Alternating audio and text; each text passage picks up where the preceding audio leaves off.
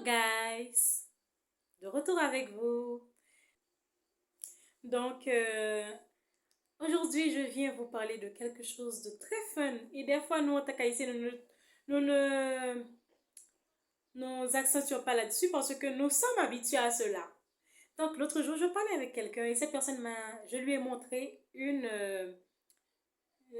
un style architectural de maison en Haïti.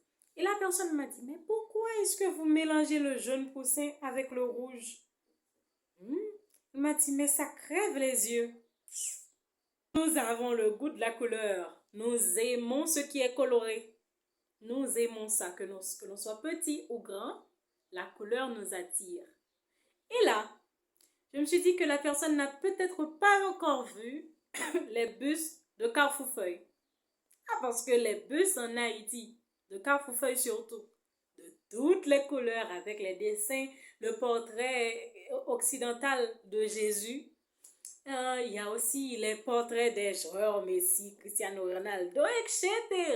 Tu vas trouver des maisons en crème et marron, en crème et blanc, en blanc et gris, en rose et violet, en rose et mauve, en rose bonbon, des maisons en saumon, rose saumon, en abricot, etc.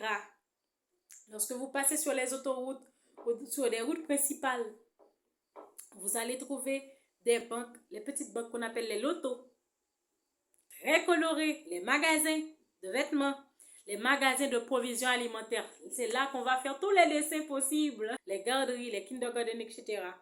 Ah là, les dessins de Mickey Mouse, de petits enfants, de Pinocchio, etc. La couleur, la couleur, la couleur. Et toute cette couleur se rapporte à notre joie de vivre.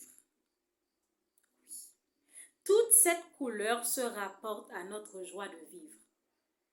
Ça montre que nous, en tant qu'Haïtiens, nous sommes un peuple festif, un peuple joyeux, un peuple accueillant, un peuple chaleureux.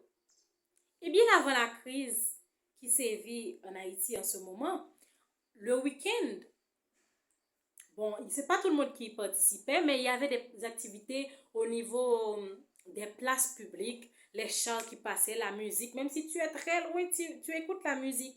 Et ça crée une cohue. Et pour ceux qui sont peut-être seuls dans une maison, ça chasse la solitude parce que tu entends la vie bouillonner autour de toi.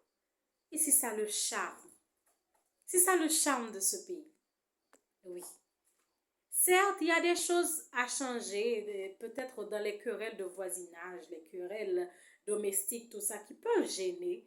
Mais il y a des fois où on a besoin de cet accueil, de cette chaleur communautaire. Il faut se sentir vivre. Il y a d'autres pays tels que la France, la Belgique, où on ne peut pas faire de bruit au-delà de sa petite maisonnée, tout ça. Bon, des fois, c'est compréhensible parce que des fois, en Haïti, on abuse peut-être de la musique, de cette joie de vivre pour empêcher les autres de vivre leur propre vie, surtout lorsqu'il fait nuit, à 22h minuit, des fois, le voisin fait sa fête et donc ça peut créer des soucis. Mais ça réconforte souvent, des fois, la journée, d'avoir, par exemple, si vous êtes dans un quartier chrétien, et que là, tu as le voisin qui passe ou bien la voisine qui passe une musique chrétienne, toi, tu écoutes, tu es chez toi, tu entends et tu chantes aussi, tout ça. Et puis, le matin, des fois, la voisine passe, bonjour, comment tu vas, tout ça. Il y a c'est pas une certaine harmonie. Parce que l'harmonie n'est pas à 100%, mais il y a une certaine harmonie, une certaine chaleur. Ah, c'est joli. C'est joli à voir et c'est beau à vivre. Et donc, aujourd'hui, je me rappelais de cela et je me suis dit, bon, je vais partager cela avec vous.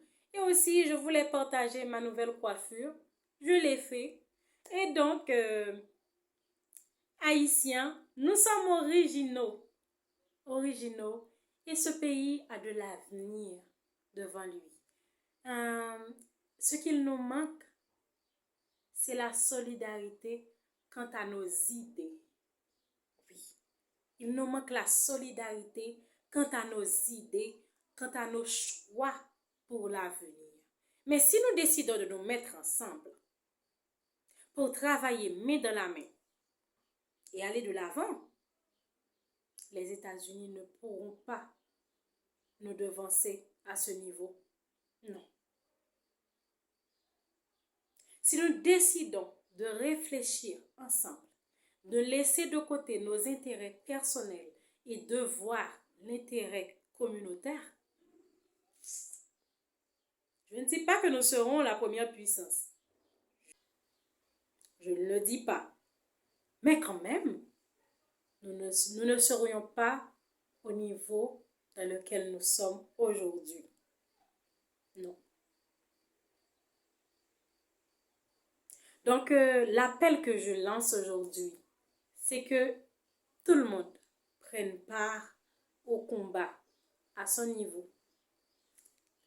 Les adultes, les jeunes et même les enfants ont leur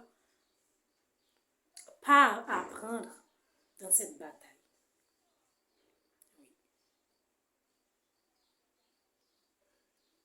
Donc, chers compatriotes, chers amis, la diaspora, les Haïtiens en Haïti, oui, parce que ce sont eux qui subissent le plus la pression de cette crise.